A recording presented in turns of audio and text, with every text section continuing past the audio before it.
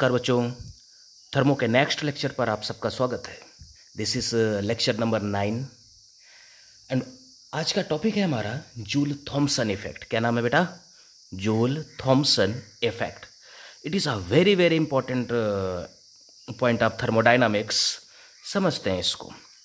The name of the topic is Joule Thomson effect. Joule Thomson effect का एक नाम था, एक दूसरा नाम था। It is Joule Kelvin effect. Thomson का ही दूसरा नाम कैल्विन था, that's why it is named as Joule Kelvin effect. और इस इफेक्ट में एक प्रोसेस यूज होता है, उस प्रोसेस को हम थ्रोटलिंग बोलते हैं। क्या बोलते हैं? थ्रोटलिंग बोलते हैं। तो चाहे इसको इन इफेक्ट से पढ़ा जाए या फिर इसे हम थ्रोटलिंग प्रोसेस से पढ़ें, इन सभी का मतलब सेम है, थ्रोटलिंग प्रोसेस।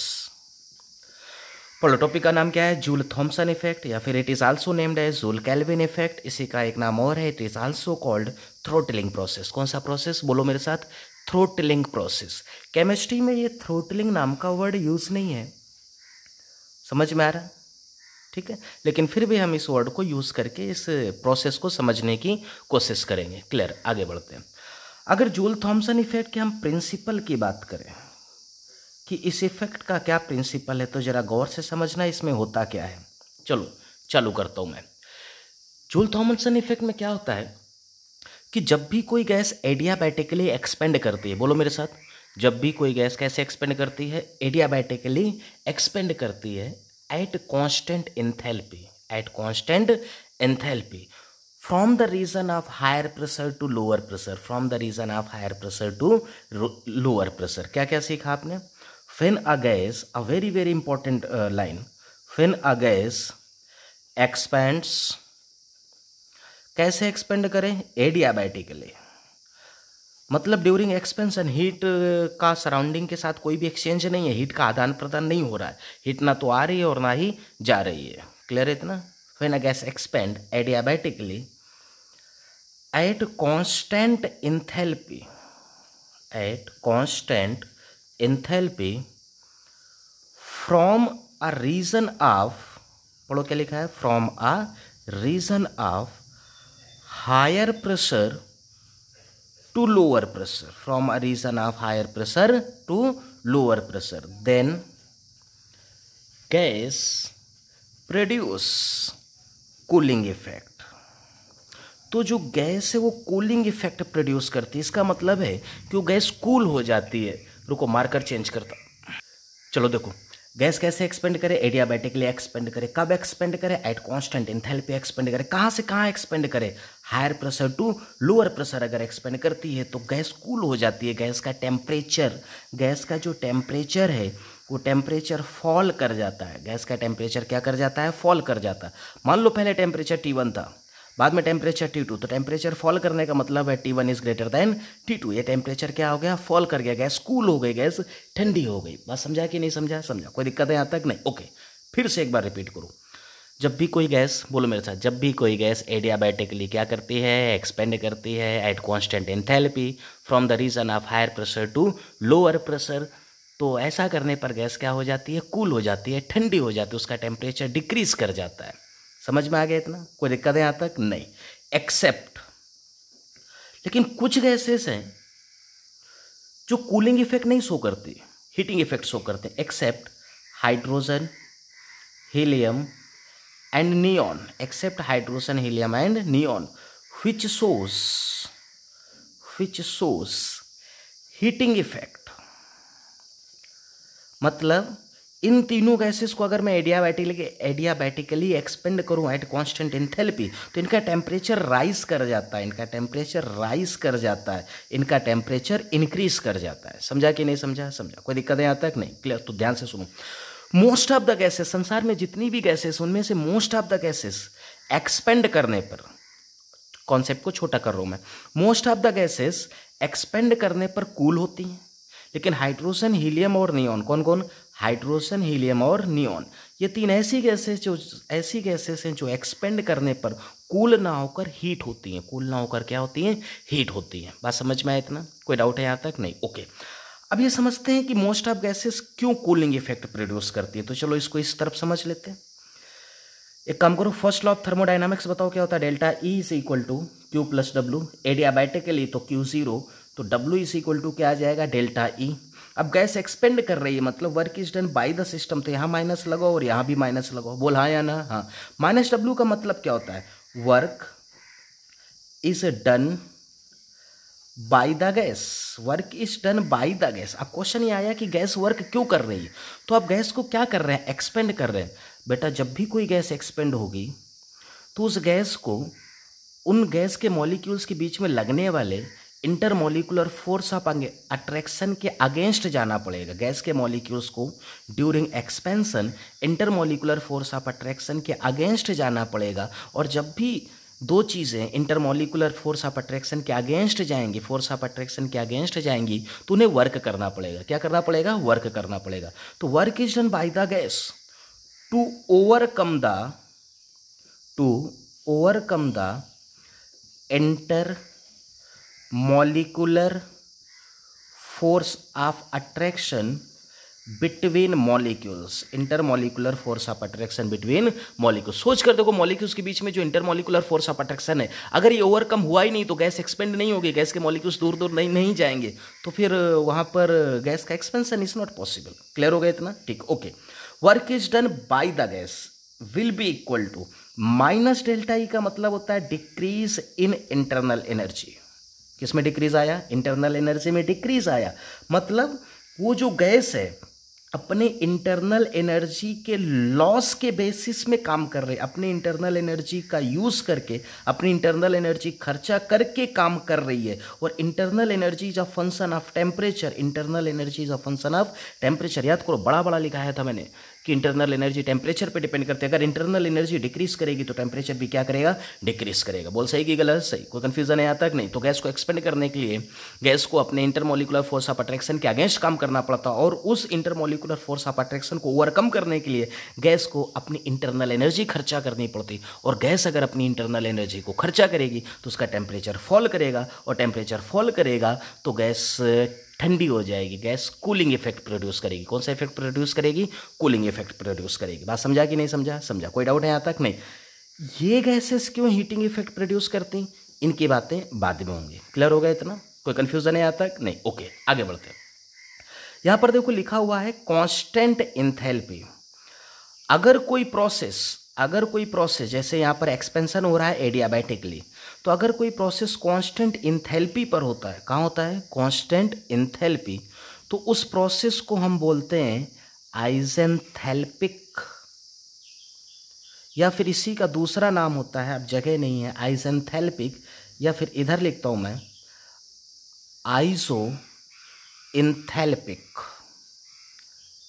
दिखाई दे रहा है सभी को ये, ठीक है।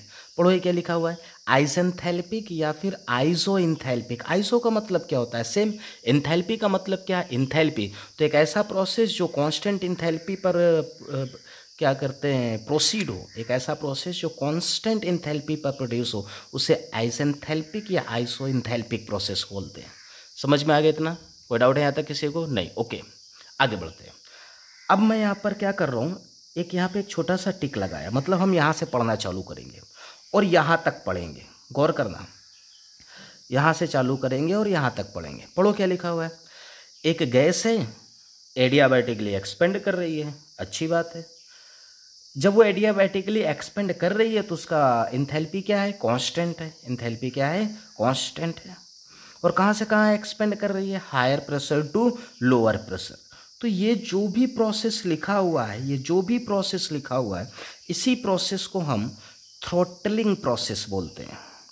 क्या बोलते हैं बेटा, थ्रोटलिंग प्रोसेस। अगर मैं आपसे पूछूं कि व्हाट इज थ्रोटलिंग प्रोसेस, तो आप कहेंगे कि एडियाबैटिकली एक गैस का एक्सपेंड होना एट कांस्टेंट एंथैल्पी। क्या बोला, what is throttling process, adiabatically एक गैस का एक्सपेंड होना at constant enthalpy from a region of higher pressure to lower pressure is called throttling process. समझा कि नहीं समझा, समझा। कोई दिक्कत है यहाँ तक नहीं, ओके।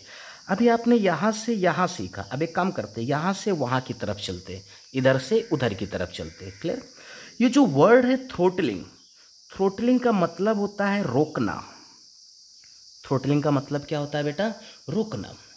रोकना मतलब चोक करना, किसी के फ्लो को रिड्यूस करना, टू चोक, टू चोक।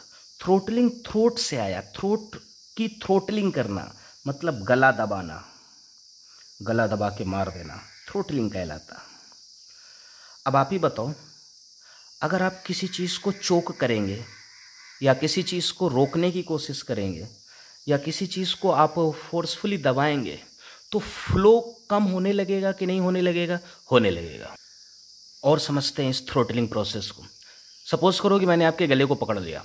अब जब मैं आपके गले को पकड़ के दबाऊंगा ना, तो फिर मैं आपके गले से पास होने वाले एयर के फ्लो को कंट्रोल कर सकता हूँ, एयर के फ्लो को रिड्यूस कर सकता, उस फ्लो को रजिस्ट कर सकता हूँ, हाँ या ना? हाँ। तो थ्रोटलिंग प्रोसेस किस लिए यूज़ होता है? Throttling process is used to slow down, control या रिड्यूस और resist the flow of fluid, और resist the flow of fluid. किसी भी फ्लूइड के फ्लो को स्लो कर देना, उसे कंट्रोल कर लेना या फिर उसे रिड्यूस कर देना, that is called throttling process. अब आप भी सोचो, अगर किसी चीज़ के फ्लो को आप रिड्यूस कर दोगे तो प्रेशर क्या हो जाएगा? डिक्रीज कर जाएगा। प्रेशर क्या करेगा? डिक्रीज। किसी भी फ्लूइड के प्रेशर फ्लो को आप रिड्यूस कर दो तो उसका प्रेशर क्या कर जाएगा? डिक्रीज कर जाएगा। तो वही लिखा है यहाँ पर, higher pressure to lower pressure. तो मैं पहले थ्रोटलिंग प्रोसेस आपको बता रहा। It is used to slow down और रिड्यूस और कंट्रोल और रजिस्ट, कुछ भी बोला जा सकता है, और रजिस्ट द फ्लो ऑफ, किसका फ्लो बेटा? फ्लूइड का फ्लो। सो इट्स प्रेशर, जिसकी वजह से उसका प्रेशर क्या करेगा? डिक्रीज कर जाएगा। अब एक बात बहुत ही कान खोलकर मेरी यहीं से सुन लो। आज के पूरे प्रोसेस में जब जब मैं बोलूँगा थ्रोटलिंग प्रोसेस, जब जब मैं बोलूँगा थ्रोटलिंग प्रोसेस, तो आप बात करेंगे प्रेशर के डिक्रीज होने की। प्रेशर डिक्रीज कर रहा है, वही यहाँ पर लिखा है। जब भी कोई गैस पास होती है, higher pressure to lower pressure, higher pressure to lower pressure, मतलब प्रेशर क्या हो रहा है? डिक्रीज हो रहा है। समझा कि नहीं समझा? इन थ्रोटलिंग प्रोसेस प्रेशर क्या करता है? डिक्रीज करता है। कोई डाउट है यहाँ तक? नहीं। ओके, अगली बात और ध्यान से सुनो। ये जो थ्रोटलिंग प्रोसेस होता है ना बेटा, ये आइजेंथैल्पिक प्रोसेस होता है। It is isenthalpic process but not isentropic. ये आइजेंथैल्पिक तो है बट आइजेंट्रोपिक नहीं है। आइजेंथैल्पिक का मतलब है इसकी enthalpy remains constant during all process, that means की change in enthalpy will be equal to zero. Isentropic, इसमें एक वर्ड आ रहा है इंट्रोपी। इंट्रोपी का सिंबल होता है एस, ये अभी तक हमारा पढ़ा नहीं है। इंट्रोपी जो है वो कांस्टेंट नहीं होती, इंट्रोपी वेरी करती है। और अगर इंट्रोपी वेरी करेगी, इंट्रोपी क्या करेगी? वेरी करेगी। क्यों करती? चलो इसको समझते हैं। जब भी कोई गैस एक्सपेंड करेगी तो मॉलिक्यूल्स दूर दूर जाएंगे, मॉलिक्यूल्स दूर दूर जाएंगे तो रैंडमनेस बढ़ती है। इंट्रोपी का मतलब होता है रैंडमनेस। रैंडमनेस बढ़ी मतलब इंट्रोपी बढ़ी, और अगर कोई चीज़ बढ़ती है तो चेंज पॉजिटिव होता है। चेंज कैसा होता है? पॉजिटिव। तो थ्रोटलिंग प्रोसेस एक आइजेंथैल्पिक प्रोसेस तो है, लेकिन आइजेंट्रोपिक प्रोसेस नहीं है। इंट्रोपी कांस्टेंट नहीं होती, लेकिन एंथैल्पी क्या होती है? कांस्टेंट। अगली बात, it is irreversible process. A very important बात, ये कैसा प्रोसेस होता है?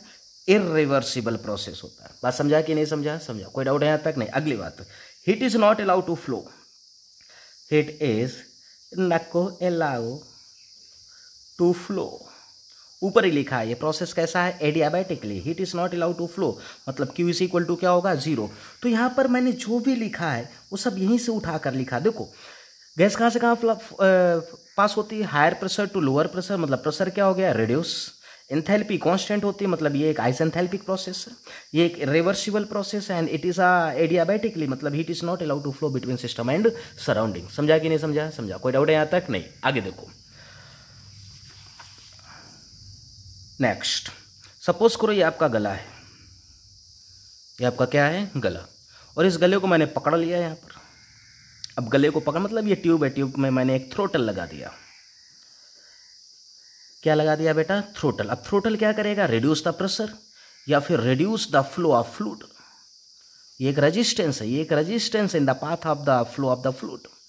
Reduce the flow of fluid बोलो सही कि गलत? सही। कोई कन्फ्यूज़न है यहाँ तक? नहीं। मान लो यहाँ पर P1 प्रेशर था फ्लूइड का और यहाँ पर P2 प्रेशर फ्लूइड का था, तो थ्रोटल प्रेशर को रिड्यूस करता है। मतलब एक बात तो मैं बोल ही सकता हूँ यहाँ पर मोटी मोटी कि P1 will be greater than P2, throttle pressure को रिड्यूस कर देगा। समझा कि नहीं समझा? समझा। कोई दिक्कत है यहाँ तक? नहीं। अब मैं आपको ये बताने जा रहा हूँ कि थ्रोटल की तरह कौन कौन बिहेव कर सकता है। थ्रोटल की तरह कौन कौन बिहेव कर सकता है? कोई पार्शली ओपन वॉल्व हो, क्या हो, थ्रोटल की तरह कौन कौन एक्ट कर सकता है? कोई पार्शियल ओपन वॉल्व। अगर इसके एग्जाम्पल की बात करेंगे तो इसका एग्जाम्पल होता है कैपिलरी ट्यूब। फिजिक्स में पढ़ते हैं आप, capillary tube partially open valve होता है। अब यार एक स्क्रू लगा दो, यहाँ पे स्क्रू लगा दो, छोटा सा एरिया छोड़ दो तो पार्शियली ओपन हुआ, और स्क्रू को ऊपर लेके जाओ तो एरिया बढ़ने लगे, स्क्रू को नीचे लेके आओ तो एरिया कम होने लगे। तो पार्शियली ओपन वॉल्व हुआ कि नहीं हुआ? हुआ। अब गौर से सुनिए, पार्शियली ओपन वॉल्व कहाँ कहाँ पर यूज़ किया जाता है? ऐसी चीज़ें जो हमारे आसपास हैं, तो उसमें से पहला एग्जाम्पल आता है रेफ्रिजरेटर। क्या आता है? रेफ्रिजरेटर। या फिर जो विंडोज एसी होती हैं, रेफ्रिजरेटर का भी काम है कूलिंग इफेक्ट देना और एसी का भी काम है कूलिंग इफेक्ट ही देना। अब गर्मी बहुत ज़्यादा है तो समझ रहे हैं इनका कितना सारा यूज़ है। ठीक है, आगे बढ़ते हैं। अब देखो रेफ्रिजरेटर क्या होता है, थोड़ा सा बताता है रेफ्रिजरेटर के बारे में। रेफ्रिजरेटर में एक रेफ्रिजरेंट होता है। कौन होता है? रेफ्रिजरेंट, जो कूलिंग इफेक्ट प्रोवाइड करता है। क्लियर? तो सबसे पहले रेफ्रिजरेंट जो है वो कंप्रेसर से पास होता है। रेफ्रिजरेंट किससे पास होता है? कंप्रेसर से। तो कंप्रेसर क्या करता है? उसके प्रेशर को बढ़ा देता है और टेम्परेचर को भी बढ़ा देता है। तो कंप्रेसर से जब रेफ्रिजरेंट पास होता है, वापस बोल रहा हूँ, कंप्रेसर से जब रेफ्रिजरेंट पास होता है तो हाई प्रेशर और हाई टेम्परेचर कंटेन करता है। हाई प्रेशर और हाई टेम्परेचर का refrigerant is passed through the compressor. Compressor से पास होने के बाद वो कंडेंसर से पास होता है। कंडेंसर उसके टेम्परेचर को थोड़ा सा कम कर देता है, मॉडरेट कर देता है। और कंडेंसर से पास होने के बाद वो थ्रोटल से पास होता है। किससे पास होता है? थ्रोटल से पास होता है। तो थ्रोटल क्या करता है? उसको एक्सपेंड कर देता है। थ्रोटल उसको क्या कर देता है? एक्सपेंड कर देता है। और एक्सपेंशन होने की वजह से, किसका एक्सपेंशन? जो रेफ्रिजरेंट है उसका एक्सपेंशन कर देता है। तो रेफ्रिजरेंट कहाँ से कहाँ जा रहा है? कंप्रेसर से निकला था तो हाई प्रेशर में था, थ्रोटल से निकलेगा तो लो प्रेशर में चला जाएगा। High pressure to low pressure, उसका एक्सपेंशन हो गया है। क्या हो गया है? एक्सपेंशन। और वो एक्सपेंशन एडियाबैटिकली होता है एट कांस्टेंट एंथैल्पी, जिसकी वजह से वो कूलिंग इफेक्ट प्रोवाइड करता है। कौन सा इफेक्ट प्रोवाइड करता है? Cooling effect. पूरे रेफ्रिजरेटर में वो रेफ्रिजरेंट फैल जाता है, थ्रोटल उसे फैला देता है, एक्सपेंड कर देता है, जिसकी वजह से वो कूलिंग इफेक्ट प्रोवाइड करता है। समझा कि नहीं समझा? समझा। ठीक है, यही काम विंडोज एसी में भी होता है। किसमें होता है? Windows AC. दूसरा, थ्रोटल की तरह और कौन एक्ट कर सकता है? तो थ्रोटल की तरह कोई स्मॉल ओपनिंग हो सकती है, एक छोटे सी ओपनिंग, आई स्मॉल ओपनिंग। जैसे स्मॉल ओपनिंग हम बात करेंगे डिओस की। डिओस में क्या होता है? एक छोटी सी ओपनिंग, छोटा सा ओपनिंग होती है। आप ऊपर से उसको पुश करते हैं तो फुर्र से गैस निकलती है और गैस निकल के एक्सपेंड हो जाती, फैल जाती है चारों तरफ, और आपकी बॉडी में जब वो पड़ती है तो आपको बड़ा ठंडा ठंडा फील होता है। डिओ लगाया है ना, तो डिओ जब फुस करते हैं तो सीधा सीधा आता है कि फैल कर आता है, बॉडी में फैल कर आता है। क्योंकि स्मॉल ओपनिंग से जब हाईली कंप्रेस्ड डिओ निकलता है तो उसका एक्सपेंशन हो जाता है, और जब वो एक्सपेंड हो जाता है तो कूलिंग इफेक्ट प्रोवाइड करता है। क्या प्रोवाइड करता है? Cooling effect. बात समझ में आ रहा है कि नहीं आ रहा है? आ रहा। कोई दिक्कत है यहाँ तक? नहीं। और कौन कौन थ्रोटल की तरह एक्ट कर सकता है? तो कोई पोरस प्लेट हो सकती है, कोई पोरस प्लग और प्लेट हो सकती है। समझा कि नहीं समझा? समझा। कोई डाउट है यहाँ तक? नहीं। ये सभी एक्ट कर सकते हैं थ्रोटल की तरह। इन सभी से थ्रोटलिंग प्रोसेस हो सकती है। इन सभी से क्या हो सकती है? Throttling process. ठीक, आगे बढ़ते हैं। सपोज करो ये स्मॉल ओपनिंग है, ये स्मॉल ओपनिंग है, यहाँ पर कोई गैस, ये पिस्टन है और ये भी पिस्टन है।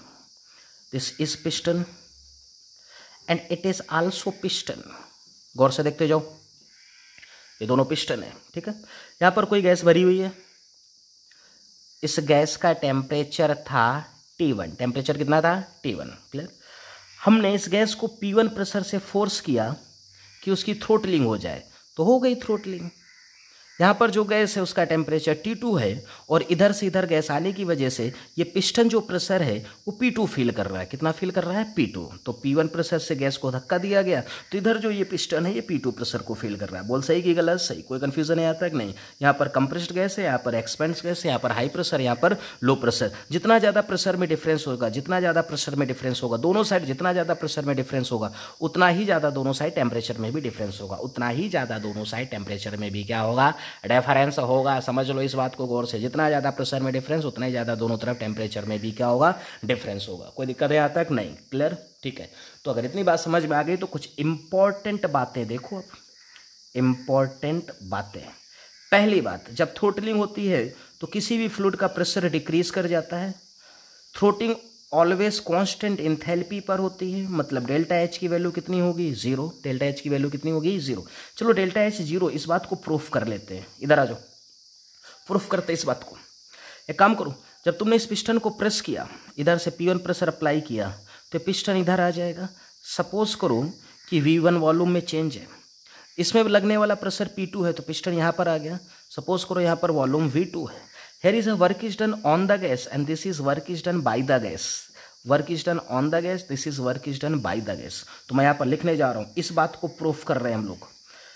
Work is done on the gas.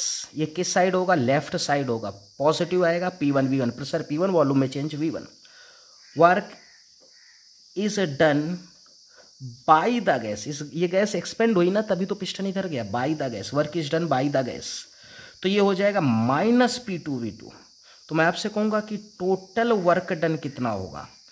तो आप कहेंगे सर टोटल वर्क डन हो जाएगा P1 V1 minus P2 V2। आप समझ रहे हैं इस बात को? कोई कन्फ्यूजन है यहाँ तक? नहीं। Clear? First law of thermodynamics को यूज करो। Delta E is equal to Q plus W। Delta E 0 है क्योंकि गैस एडियाबैटिकली एक्सपेंड कर रही है। डेल्टा E को लिखो E2 minus E1 and W is equal to P1 V1 minus P2 V2। 2 को एक साइड लेके जाओ, 1 को एक साइड लेकर आओ। E2 plus P2 V2 is equal to E1 plus P1 V1। ये देखो क्या लिखा है, E plus PV। E plus PV ही तो H होता है, H2। H इंथैल्पी याद है ना? Enthalpy is the sum of internal energy and PV energy. तो this is H2 is equal to H1 and if H2 is equal to H1 then delta H will be equal to 0। Very important बात। Throttling always constant enthalpy पर होती है। Throttling always कहाँ पर होती है बेटा? कांस्टेंट इंथैल्पी पर। कोई डाउट है यहाँ तक किसी को? नहीं, कोई डाउट नहीं। ओके। तीसरी बात, पहली बात, during throttling, during joule-Thompson effect, pressure decreases, enthalpy remains constant and ये जो टेम्परेचर है, temperature decreases. Always cooling effect होता है ना, तो टेम्परेचर क्या करता है? डिक्रीज करता है। गौर से सुनते जाना, टेम्परेचर क्या करेगा? Decrease. But may be sometimes temperature remains constant और इंक्रीजेस। और क्या? इंक्रीजेस। वैसे तो हमेशा कूलिंग ही होगा। कूलिंग होगा मतलब टेम्परेचर डिक्रीज होगा, लेकिन कभी कभार टेम्परेचर सेम भी रहता है और कभी कभार हीटिंग इफेक्ट भी हो जाता है। याद है नहीं? टेम्परेचर बढ़ा मतलब हीटिंग इफेक्ट। कौन कौन सी गैस हीटिंग इफेक्ट देते हैं? Helium, neon, hydrogen. समझा कि नहीं समझा? समझा। क्लियर? तो ये जो टेम्परेचर का बिहेवियर है ना during throttling, this behaviour of temperature, ये देखो टेम्परेचर का बिहेवियर, कभी कूलिंग होता है, कभी ना तो कूलिंग होती ना तो हीटिंग होती और कभी हीटिंग हो जाती। बात समझा कि नहीं समझा? समझा। कोई दिक्कत है यहाँ तक? नहीं। क्लियर? तो मैं क्या लिखने जा रहा हूँ ध्यान से समझो। This behaviour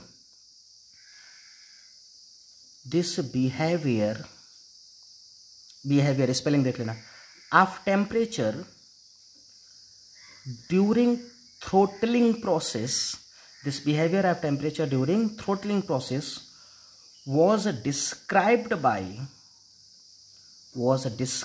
by joule-Thompson effect. कौन सा इफेक्ट? Joule-Thompson effect. और जूल-थॉम्सन इफेक्ट में कोफिशिएंट आया जिसे हम लोगों ने बोला जूल-थॉम्सन कोफिशिएंट। क्या बोला बेटा? Joule-Thompson coefficient. तो ये जो टेम्परेचर का बिहेवियर है, किसका बिहेवियर? टेम्परेचर। फिर से मैं बोलता हूँ, जब भी कोई गैस एडियाबैटिकली एक्सपेंड करती है at constant enthalpy from higher pressure to lower pressure, तो गैस ऑलवेज कूल हो जाती है, लेकिन कुछ गैसेस हीट भी हो जाती है। तो जो टेम्परेचर का बिहेवियर है it was described bye joule Thomson effect. उसमें से कॉफिशिएंट आया that is called joule Thomson coefficient. क्या बोलते हैं? Joule Thomson coefficient. तो जूल थॉम्सन कॉफिशिएंट हमें बताएगा कि कब गैस की कूलिंग होगी और कब गैस हीट होगी। बात समझा कि नहीं समझा? समझा। कोई डाउट है यहाँ तक? नहीं, क्लियर। इसका मतलब कि जो नेक्स्ट टॉपिक है वो हमारे पास कुछ ऐसा होगा, joule Thomson coefficient. Joule Thomson coefficient को हम लोग म्यू जेटी से रिप्रेजेंट करते हैं। किससे रिप्रेजेंट करते हैं? Mu JT. समझो, Joule Thomson coefficient mu JT. समझ में आ गया इतना? ओके, आगे समझते हैं। Joule Thomson coefficient is the ratio of change in temperature. क्या देख रहे हैं आप अभी? क्या देख रहे थे? टेम्परेचर क्या हो रहा था? चेंज हो रहा था। तो मैं कहूँगा change in temperature due to fall in pressure at constant enthalpy. At constant enthalpy. तो what is Joule Thomson coefficient? आप लिख लो, मैं लिखूंगा नहीं यहाँ पर। Joule Thomson coefficient is the ratio of change in temperature to the fall of pressure at constant enthalpy. समझा कि नहीं समझा? समझा। कोई दिक्कत है यहाँ तक? चलो मैं ही लिख देता हूँ एक बार। It is the ratio of temperature change, it is the ratio of temperature change to the pressure fall at constant enthalpy। समझे कि नहीं समझे? समझे। कोई दिक्कत है यहाँ तक? नहीं। अब आगे ध्यान से समझो। Mu JT is equal to delta T. Delta T का मतलब क्या हो जाएगा? T2 minus T1 divide by delta P. छोटा चेंज के लिए डेवर बनाया है। डेल्टा पी मतलब P2 minus P1 at constant enthalpy. एक काम करो, क्रॉस मल्टीप्लाई करो, तो यहाँ से मिलेगा T2 minus T1 is equal to mu JT P2 minus P1। Mu JT P2 minus P1। समझदार? समझ रहे हैं सभी लोग? यहाँ से T2 को फाइंड करो तो T2 will be equal to T1, यहाँ से माइनस को बाहर ले लो, minus mu JT P1 minus P2। इसको इधर लेके गए, इससे माइनस को बाहर लिया। समझा कि नहीं समझा? समझा। तो ये देखो टेम्परेचर और प्रेशर में रिलेशन आ गया। किस में रिलेशन आया? टेम्परेचर और प्रेशर में एक रिलेशन आया। बोल सही कि गलत? सही। कोई कंफ्यूजन है यहाँ तक? नहीं। तो अब आगे मैं टेम्परेचर और प्रेशर में ग्राफ बनाऊंगा और उस ग्राफ का जो स्लोप होगा ना वो जूल थॉम्सन कोएफिशिएंट होगा। बहुत इंपॉर्टेंट है। टेम्परेचर और प्रेशर का ग्राफ बनेगा और उस ग्राफ का जो स्लोप होगा वो म्यू जेटी होगा। तो मैं कहूँगा कि जूल थॉम्सन कोएफिशिएंट क्या है? तो आप कहेंगे joule Thomson coefficient is the slope of किसका स्लोप है? ये टेम्परेचर एंड प्रेशर डायग्राम या टेम्परेचर एंड प्रेशर ग्राफ। समझा कि नहीं समझा? समझा। कोई डाउट है यहाँ तक? नहीं। अगेन टेम्परेचर और प्रेशर ग्राफ बनेगा। टेम्परेचर प्रेशर ग्राफ का जो स्लोप होगा वो जूल थॉम्सन कोएफिशिएंट होगा। वो क्या होगा? Joule Thomson coefficient.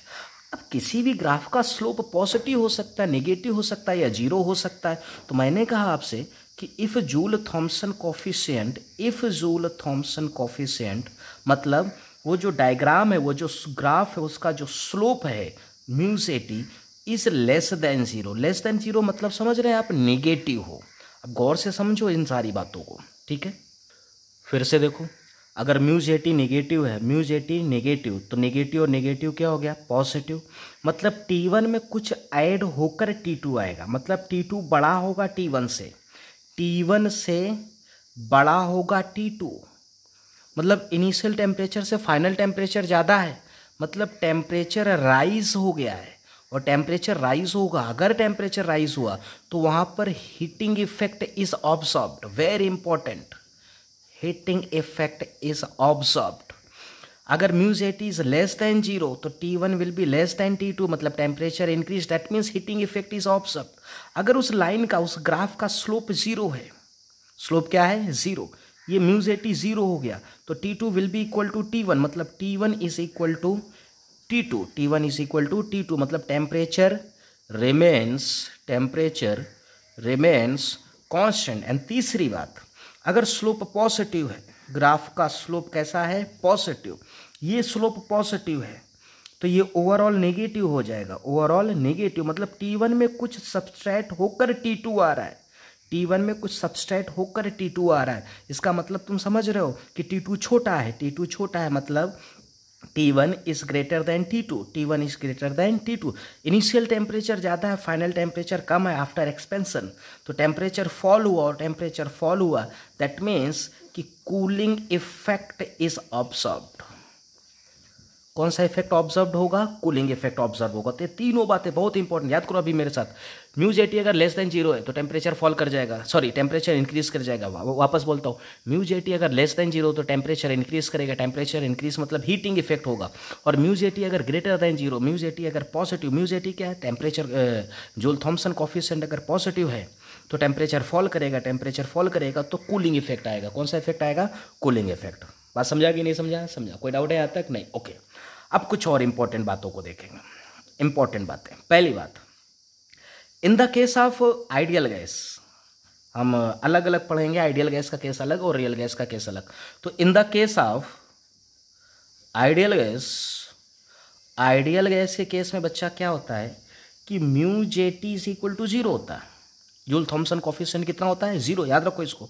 अगर जूल थॉम्सन कोफिशिएंट 0 हो गया तो इसका मतलब समझ तो T1 is equal to T2, that means कि temperature remains constant, temperature remains constant. वहां पर ना तो हीटिंग हुई है ना तो कूलिंग हुई है, मतलब here is no Joule Thomson effect, no Joule Thomson effect. यहां पर कोई भी जूल थॉम्सन इफेक्ट नहीं है। तो आइडियल गैसेस के केसेस में there is a no meaning of Joule Thomson coefficient, क्योंकि टेम्परेचर में कोई भी फर्क नहीं पड़ता। क्लियर हो गया? ये तो आपने पढ़ा आइडियल गैस के लिए।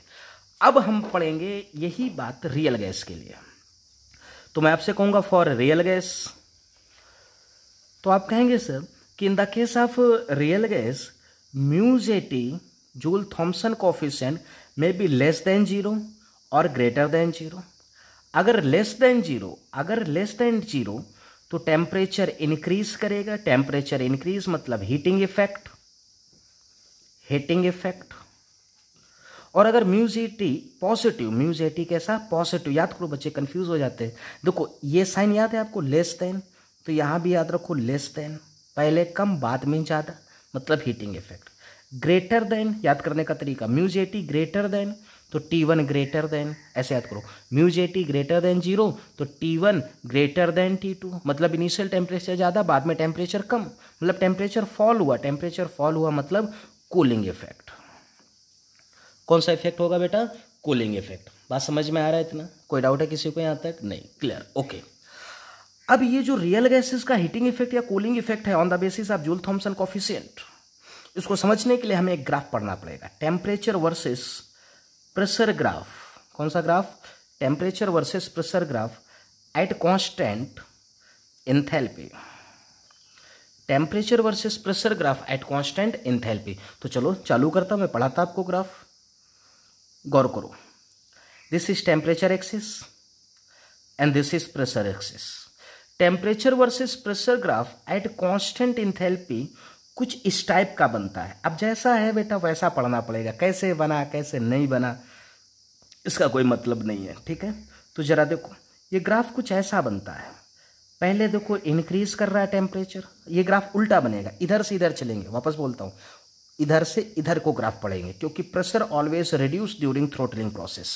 क्लियर हो गया? Pressure always reduce during throttling process, तो हम इधर से इधर चलेंगे। तो इधर से इधर पहले देखो टेम्परेचर फॉल इंक्रीज कर रहा है, फिर क्या होता है टेम्परेचर बीच में कांस्टेंट हो जाता है और फिर टेम्परेचर फॉल कर जाता है। समझा कि नहीं समझा? समझा। एंथैल्पी कांस्टेंट है, सपोज करो यहाँ पर एंथैल्पी H1 है, फिर आपने वो जो थ्रोटलिंग प्रोसेस का जो थ्रोटल था ना उसका होल का साइज बदला, होल का साइज बदला तो फिर से अगला एक ग्राफ आ जाएगा, वो कुछ ऐसा आता, ऐसा।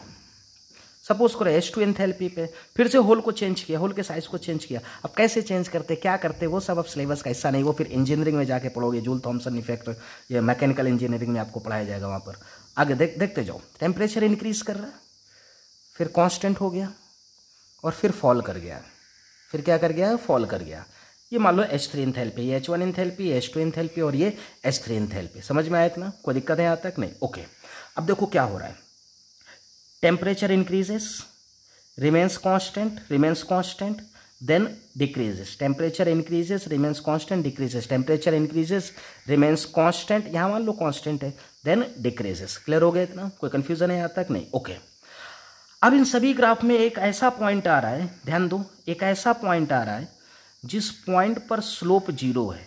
यहाँ पर देखो स्लोप, मैंने बोला था इन लाइंस का ग्राफ म्यू की वैल्यू देगा, स्लोप जीरो नहीं है तो जबरदस्ती बना देंगे स्लोप जीरो, सीधा हो जाएगा स्लोप जीरो। ठीक, ये वो पॉइंट है जहां पर स्लोप जीरो, जब भी मैं कहूंगा स्लोप जीरो इसका मतलब तुम समझते हो म्यू की वैल्यू जीरो हो गई, म्यू की वैल्यू क्या हो गई? जीरो। इन सभी पॉइंट्स को अगर मैं ऐड कर दूं, इन सभी पॉइंट्स को अगर मैं ऐड कर दूं तो ये जो ग्राफ आपको नजर आ रहा है ना, ये ग्राफ इनवर्जन ग्राफ कहलाता है। क्या कहलाता है? इनवर्जन ग्राफ कहलाता है। समझा कि नहीं समझा? समझा। वापस, ये ग्राफ कौन सा ग्राफ है? Inversion graph. और इनवर्जन ग्राफ और कांस्टेंट एंथैल्पी की ये जो लाइन है, ये लाइन जिस पॉइंट में एक दूसरे को कट कर रही है एट होल फिक्स है, होल फिक्स तो यही वाला एक ग्राफ है। ठीक है, सिर्फ एक ग्राफ को समझो, इन तीनों में से किसी एक को। वापस बोलता हूं, इनवर्जन ग्राफ और कांस्टेंट एंथैल्पी का ग्राफ जिस पॉइंट में एक दूसरे को कट करेगा वो पॉइंट इनवर्जन टेम्परेचर कहलाता है। वो टेम्परेचर कौन सा टेम्परेचर कहलाता है? इनवर्जन टेम्परेचर कहलाता है, इनवर्जन टेम्परेचर। समझा कि नहीं समझा? समझा। कोई दिक्कत है यहाँ तक? नहीं, आगे समझते हैं, वापस आ जाओ।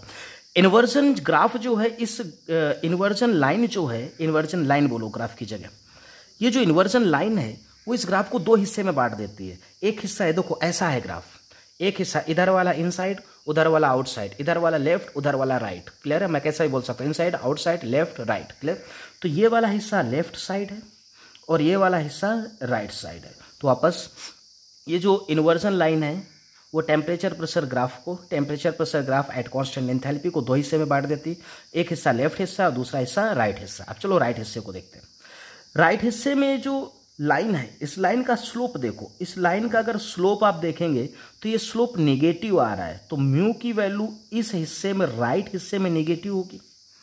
और जरा लेफ्ट हिस्से में एक टेंजेंट डालो और स्लोप निकालो तो स्लोप पॉजिटिव आएगा। मतलब जो लेफ्ट हिस्सा है वहां पर जो म्यू की वैल्यू है वो पॉजिटिव होगी। म्यू की वैल्यू क्या होगी? पॉजिटिव। बहुत इंपॉर्टेंट बात समझ में आए, slope negative, slope becomes zero, then slope positive. मतलब हर ग्राफ में एक ऐसा पॉइंट आ रहा है जिस पॉइंट पर म्यू जेटी अपने साइन को चेंज कर रहा है, म्यू जेटी अपने साइन को चेंज, ये एक ऐसा पॉइंट है जिस पॉइंट से mu JT positive to negative हो रहा है, या फिर इधर से देखेंगे तो negative to positive, negative to positive हो रहा है। क्लियर हो गया इतना? कोई डाउट है यहाँ तक?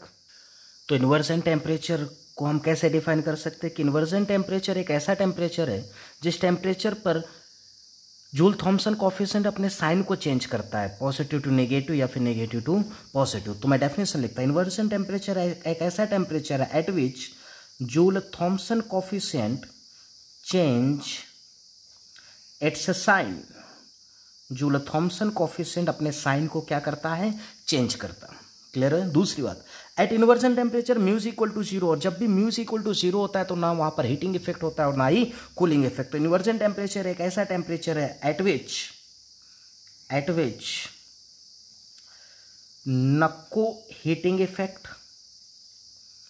नको हीटिंग इफेक्ट, ना ही कूलिंग इफेक्ट इज ऑब्जर्व्ड, ना ही कूलिंग इफेक्ट इज ऑब्जर्व्ड। ध्यान से समझते रहना इन सारी बातों को। इन्वर्जन टेम्परेचर एक ऐसा टेम्परेचर है जिस टेम्परेचर पर जूल थॉमसन कोएफिशिएंट अपने साइन को चेंज करता है। जूल थॉमसन कोएफिशिएंट अपने साइन को क्या करता है? चेंज करता है। याद आ रहा है कि नहीं आ रहा? आ रहा है। क्लियर? और वहां पर म्यूज इक्वल टू जीरो होता है, दैट मीन्स ना तो हीटिंग होता है और ना ही कूलिंग होती है। क्लियर हो गया इतना? ठीक है, आगे देखो। अब मैं कुछ बातें आपको ध्यान से सिखा रहा, सीखो। अगर कोई गैस इस इन्वर्जन लाइन के लेफ्ट साइड है, अगर कोई गैस इस इन्वर्जन लाइन के लेफ्ट साइड है, तो जब आप प्रेशर को रिड्यूस करेंगे मतलब थ्रोटलिंग प्रोसेस कर रहे हैं, प्रेशर को रिड्यूस करेंगे मतलब थ्रोटलिंग प्रोसेस कर रहे हैं, तो देखो ये जो ग्राफ है ना, इसमें टेम्परेचर, ये जो ग्राफ है नीचे की तरफ जा रहा है, मतलब टेम्परेचर फॉल कर रहा है। टेम्परेचर क्या कर रहा है? फॉल कर रहा है।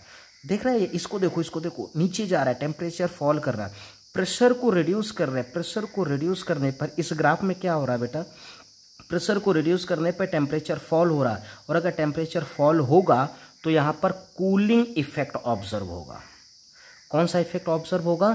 कूलिंग इफेक्ट ऑब्जर्व होगा। और इस बात को तुम वैसे भी पढ़ चुके, म्यूज 80 positive cooling effect, mu JT positive cooling effect. Clear. अब इस हिस्से को पढ़ते हैं। अगर कोई गैस इन्वर्जन लाइन के राइट साइड है, कोई गैस इन्वर्जन लाइन के राइट साइड है, समझा, तब जब आप प्रेशर को रिड्यूस करते, प्रेशर को क्या करते हैं, रिड्यूस, तो जब प्रेशर को रिड्यूस करेंगे तो देखो टेम्परेचर इंक्रीज कर रहा है। यहाँ पर देखो ऐसे चलो मेरे साथ, क्या नजर आ रहा है, pressure increases, sorry pressure decreases, temperature increases. और अगर टेम्परेचर इंक्रीज करेगा तो बेटा यहाँ पर हीटिंग इफेक्ट आएगा। कौन सा इफेक्ट आएगा, हीटिंग इफेक्ट आएगा। तो ये बात पहले भी लिख चुके, mu negative heating effect, mu negative heating effect, mu positive cooling effect, mu positive cooling effect. तो ये है टेम्परेचर का बढ़ना हीटिंग इफेक्ट, और ये है टेम्परेचर का घटना कूलिंग इफेक्ट। जब हम प्रेशर को क्या करते हैं, रिड्यूस करते हैं, प्रेशर को क्या करते हैं, रिड्यूस करते हैं। बोलो समझा कि नहीं समझा, समझा, कोई डाउट है यहाँ तक, नहीं। अब आगे एक और इंपॉर्टेंट बात देखो, कूलिंग इफेक्ट तभी आएगा व्हेन गैस, जब गैस का प्रेशर गलत, जब गैस का टेम्परेचर इन्वर्जन टेम्परेचर से कम होगा। गैस का टेम्परेचर कब किससे कम होगा, इन्वर्जन टेम्परेचर से कम होगा। फिर जब आप प्रेशर को रिड्यूस करोगे तो वहाँ पर म्यू पॉजिटिव होगा, कूलिंग इफेक्ट आएगा। समझा कि नहीं समझा। हीटिंग इफेक्ट कब आएगा, जब गैस का टेम्परेचर इन्वर्जन टेम्परेचर से ज़्यादा होगा। गैस का टेम्परेचर किससे ज़्यादा होगा, इन्वर्जन टेम्परेचर से ज़्यादा होगा। क्लियर हो गया इतना।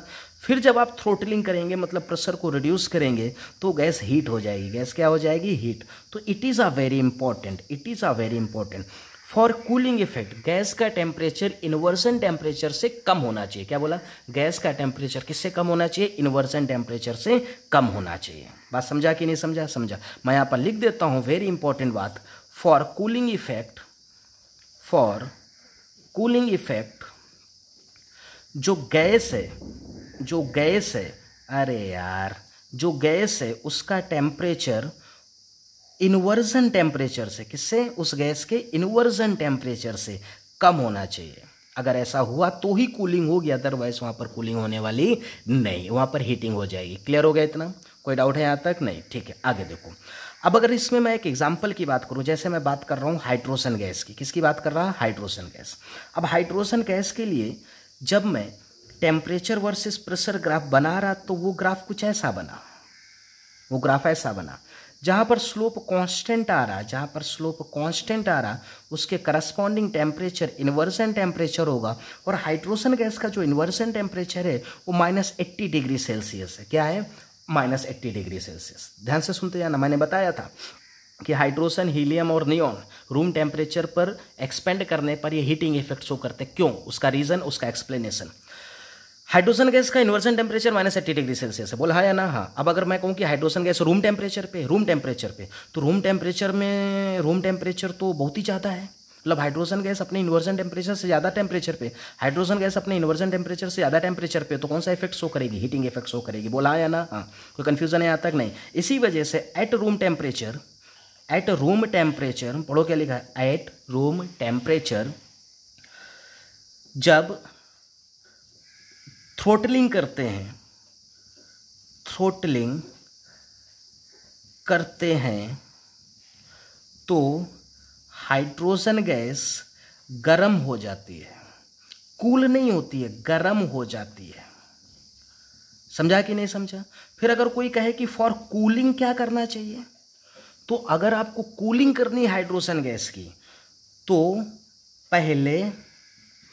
पहले उसका टेम्परेचर, किसका, हाइड्रोजन गैस का टेम्परेचर -80 डिग्री सेल्सियस से नीचे ले जाओ। जब हाइड्रोजन गैस का टेम्परेचर -80 डिग्री सेल्सियस से नीचे चला जाएगा, मतलब गैस का टेम्परेचर अपने इन्वर्जन टेम्परेचर से नीचे आ गया, देन ऑन थ्रोटलिंग, अब बेटा देखो जगह कम है, मैं थोड़ा छोटा कर रहा हूँ। देन ऑन थ्रोटलिंग मतलब प्रेशर को रिड्यूस करने पर, थ्रोटलिंग का मतलब क्या है, प्रेशर को रिड्यूस करने पर कूलिंग होगा। क्या होगा, कूलिंग होगा। समझा कि नहीं समझा, समझा। तो most of the gases room temperature पर, most of the gases room temperature पर ठंडी होती हैं, कूल हो जाती हैं, लेकिन हाइड्रोजन गैस रूम टेम्परेचर पर गर्म हो जाती है, क्योंकि उसका इन्वर्सन टेम्परेचर बहुत कम है, उसका इन्वर्सन टेम्परेचर बहुत कम है। समझा कि नहीं समझा, समझा। कोई दिक्कत है यहाँ तक, नहीं। तो it is a very very important lecture of thermodynamics. This is lecture number 9 on the topic Joule-Thomson effect. Good luck, अच्छे से पढ़ाई करो, क्लास ओवर।